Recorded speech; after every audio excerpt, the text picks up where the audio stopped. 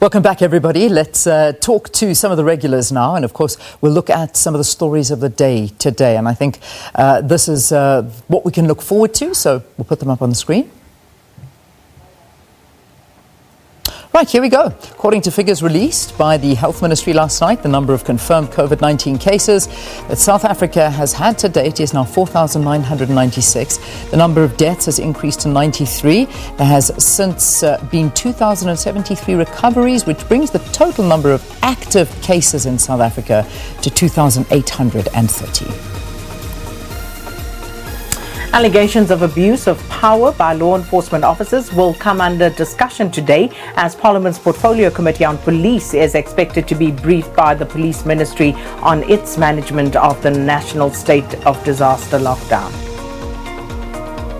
And the Department of Justice and Correctional Services is expected to brief Parliament on measures it has taken to deal with COVID-19 in correctional facilities.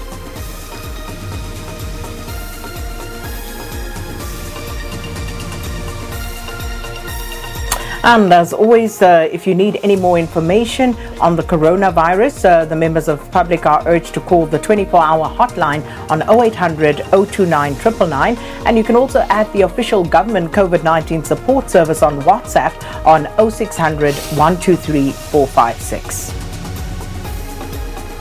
Right, here's a look at the statistics now. So we can see a breakdown per province. Western Cape, 1,870. Gauteng, 1,331. Then KZN is at 863. The Eastern Cape, 535. Free State, 110. Limpopo, 31. The Northwest, 28. And Mpumalanga, 23. And the Northern Cape is sitting at 17. And then just looking at the number of tests conducted, Leanne, 185,497. The number of positive cases in the country overall, 4,996. Recoveries, 2,073. The number of deaths now stands at 93. And active cases currently 2,830. All right, just getting you the global picture now. 3,138,000 cases are currently now around the world. I think America accounting for most of them, over that million mark in terms of coronavirus infections. The death toll is in that country also over 50,000 by now. I think we're sitting, I'm not exactly sure what the number is, but it is over 50. The total deaths around the world are 218,000 deaths. So that's just to give you the global picture. Right, moving on to our trending topics now. First up, hashtag cutting edge. And this, of course, yesterday showing, I guess, a heartbreaking side to our South African reality, but also highlighting inequality in our country, Leanne. Yeah. And this was in the Eastern Cape and highlighting the treacherous terrain that people have to traverse in order to do things that so many of us take for granted. As you can see in the picture that we are showing there now, children making their way to school. Right. And it is absolutely heartbreaking. Our cameraman was struggling there, trying to just traverse that for the purpose of shooting this particular segment. It was devastating to have a look at and see what communities go through. I mean, the one that was highlighted was the Mpindweni community, and that's they're talking to a few families, but I have been reading a little bit more about the thread, and some saying that it was just that particular village that was highlighted, but there are many other villages around the area that go through the same thing. So as much as their plight was highlighted, which was accurate, the fact that there are so many others that go through this is crazy. So everybody talking to this and really, really devastated by what they saw on Cutting Edge last night. So sure, I know. If we had to read a couple of them, one of a few are also coming out by saying, Zola D, and this I'm just taking off of social media, this area is wanted by the masters to build hotels and resorts. So the municipality is depriving the residents of basic services so that they agree to the move. Something to look into. We really need to count our blessings. I'm so emotional after missing this. This is Cutting Edge. All of these still going. Ketso saying, as much as this is painful to watch, Black that people should wake up and stop voting this corrupt ANC into power. That's according to Ketso. And it just keeps on going and going and going. And it really did. It upset a lot of people. Certainly did, Leanne. And as you say, that's not just the reality of that village or the Eastern Cape. It is actually the reality of many rural communities the country over. And again, many questions need to be asked about the lack of service delivery, because funds are disbursed from the National Treasury every year. Why haven't these communities been serviced? They certainly have been let down, they've been failed, and I don't know if you think about the morality of it all.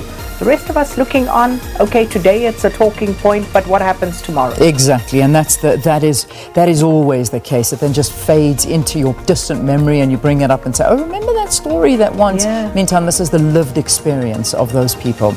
All right, we need to move on to the next trending topic now, and of course this word, very quick to trend, and just the story behind it. I think we've got the clip, actually. Do we have the clip? Yeah, let's play the clip, and then we'll talk a bit to it. Andidikwe.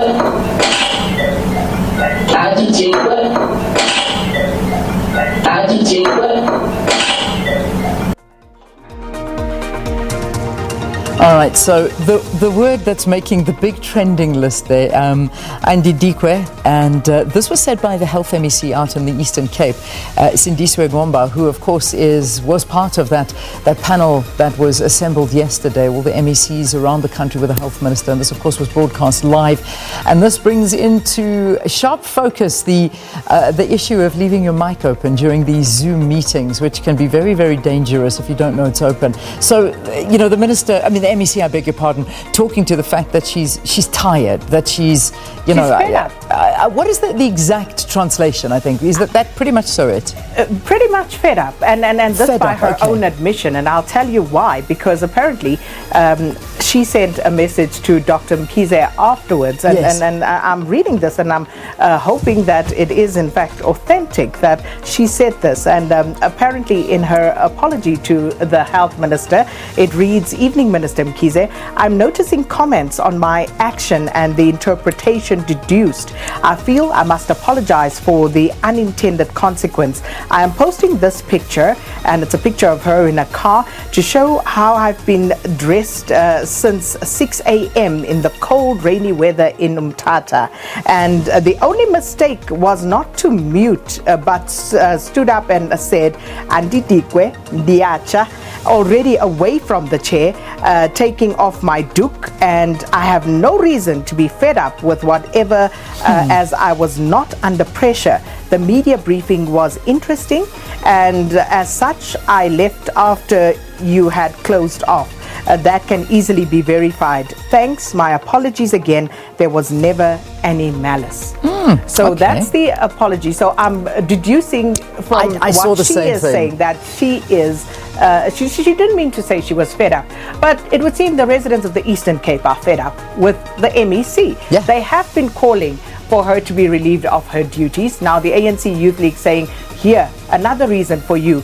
And many asking, why did the Premier, Oscar Mabuyane, think it fit for her to be the Health MEC? Remember last week when Minister Mkhize visited the Eastern Cape, found the province to be ill-prepared to actually deal with COVID-19. So many people expressing their unhappiness, saying that, this is the same person who was found to be, part of the corruption during Madiba's funeral. So they questioning on Twitter are residents of the Eastern Cape and of the country by and large, the appointment of the MEC to the health portfolio, and saying that she should be relieved of her duties.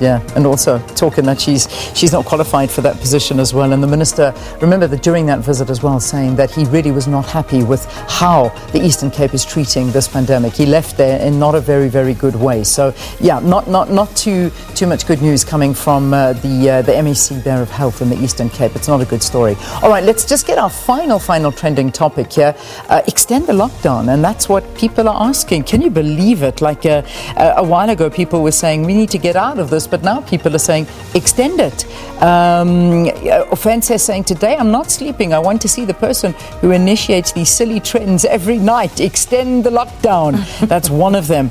Another one basically saying, please just don't let us get out. This is very scary out there. We need to extend the lockdown. And these are just a couple of people talking to the fact that they're a little bit scared about going out back into normal life. But that's not going to happen. Even though we're moving to level 4, it's not normal life. So, the very important briefing that'll be happening this morning as well is what's going to be happening with the Basic Education Department and Higher Education. They're going to be briefing between 10 and 12 today, and that's going to talk to what schooling and education look like during level 4. So, it has been a very, very tough time for people, but I think people have now settled into the fact that we must stay home and we must try and stop this the curve, flatten the curve. But now we're going out, and you could get a sense from the ministers they've done everything they can to try and set it up for the eventuality of South Africans catching coronavirus.